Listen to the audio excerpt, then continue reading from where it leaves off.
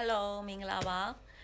ဒီနေ့ကကျွန်မကမြစ်ရှိရေခဲချောင်းအချိုးလေးနည်းနည်းပြောင်းတာကိုဒီနေ့တွက်ပြမယ်လို့ပြောထားရပါတော့အဲ့တော့ဒီမှာစရင်းတွက်ထားပါပြီမြစ်ရှိရေခဲချောင်းအထုပ်30ရတယ်ပေါ့နော်အဲ့တော့အခုစရင်းလဲတွက်ပြမယ်အချိုးစားလဲထပ်ပြီးတော့ပြောပြမယ်ပေါ့နော်အဲ့တော့မြစ်ရှိရေခဲချောင်းလုပ်ဖို့ပါဝင်ပစ္စည်းနဲ့ဒီမနေ့ကဈေးဝယ်တဲ့စရင်းပေါ့နော်အဲ့တော့ရေက3လီတာခွဲသုံးပါတယ်ရေ3လီတာခွဲကိုအရင်စူပွဲအောင်ဂျိုးတယ်ပေါ့နော်စူပွဲအောင်ဂျိုးတယ်ဂျိုးပြီးတော့ခါကျတော့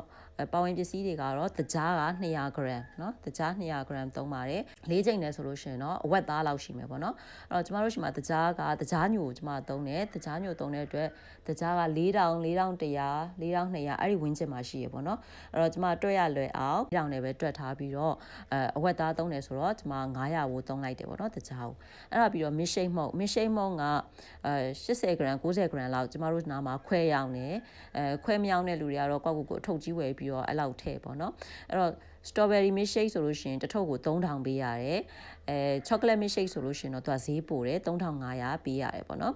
အဲ့ဒါပြီးတော့ပြောင်းကော်မုံကိုကျမအရင်တော့ငါပြောင်းကော်မုံကဒီလောက်မထည့်ဘူးပေါ့နော်အခုပြောင်းကော်မုံကိုပို့ပြီးတော့နုနုအီအီလေးဖြစ်အောင်လို့ပို့ပြီးတော့ထည့်ထားတယ်85 gram ထည့်ထားတယ်ပေါ့နော်အဲ့တော့မှွေးပြောင်းကော်မုံတစ်ထုပ်ဆိုလို့ရှိရင်150 gram ပါတယ်အဲ့တော့အဲ့တစ်ထုပ်က1600ပေးရတယ်အဲ့တော့ကျမတဝက်သုံးတယ်ဆိုတော့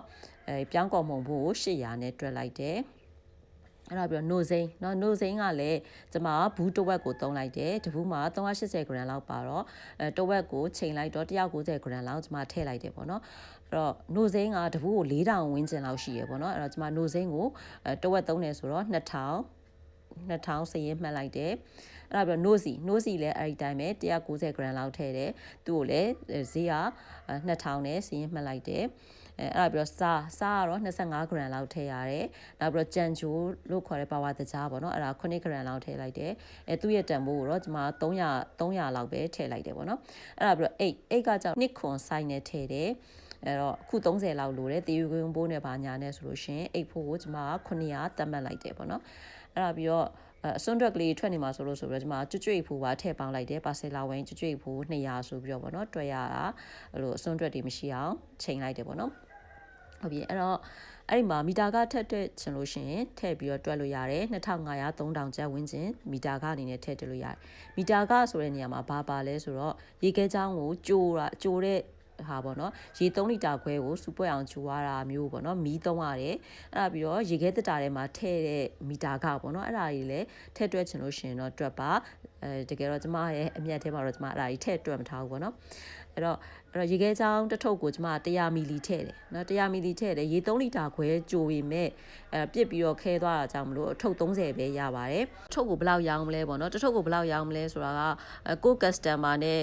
နော်ကိုသုံးတဲ့ပစ္စည်းနဲ့ပေါ့နော်ကိုယ့်ရဲ့ကုန်ချစိတ်ပေါ်မူတည်ပြီးတော့တစ်ထုပ်ကိုကိုတဲ့တွက်ချိတ်ကိုက်မဲ့ဈေးတိုင်းရောင်းကြပါ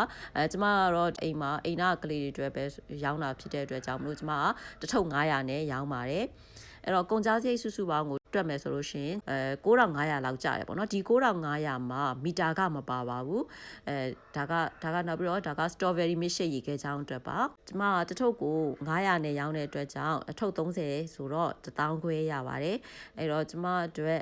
မီတာကမပါဘဲနဲ့အမြတ်ရရင်တော့ကျမက9000လောက်မြတ်တယ်ပေါ့နော်မီတာကပါထည့်တွက်လို့ရှိရင်တော့ကျမအတွက်အမြတ်သိမ့်မကျန်ပါဘူးမီတာကပါထည့်တွက်မယ်ဆိုလို့ရှိရင်တော့